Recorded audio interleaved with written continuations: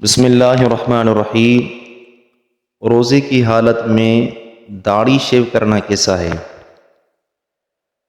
روزے کی حالت میں داڑھی شیو کرنا اچھا عمل نہیں ہے، کیونکہ جب اللہ تعالیٰ نے قرآن کریم کے اندر سورہ بقرہ کی آیت نمبر 183 میں ارشاد فرمایا، یا ایہا الذین آمنوا کتب علیکم الصیام کما کتب علی الذین من قبلکم لعلکم تتقون، اے ایمان والو، تم پر روزہ رکھنا فرض کیا گیا ہے جس طرح تم سے پہلے لوگوں پر فرض کیے گئے تھے، تاکہ تم تقوی اختیار کرو۔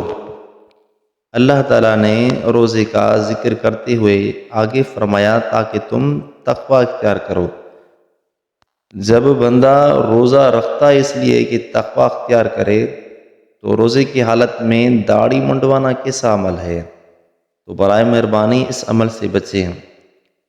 اگر کوئی روزے کی حالت میں داڑھی منڈواتا ہے، شیو کرتا ہے، تو اس سے روزہ تو فاسد نہیں ہوگا، لیکن روزے کی نورانیت سے وہ بندہ محروم رہتا ہے، کیونکہ داڑھی منڈوانا روزہ ہو یا غیر روزہ، یہ عمل ہی اچھا نہیں ہے، ایسا نہیں کرنا چاہیے۔ باقی اگر کسی نے داڑھی منڈوا لی روزے کی حالت میں، اب ایسا نہیں ہے کہ اس کا روزہ ختم ہو گیا، اب وہ کھانا پینا شروع کر دے۔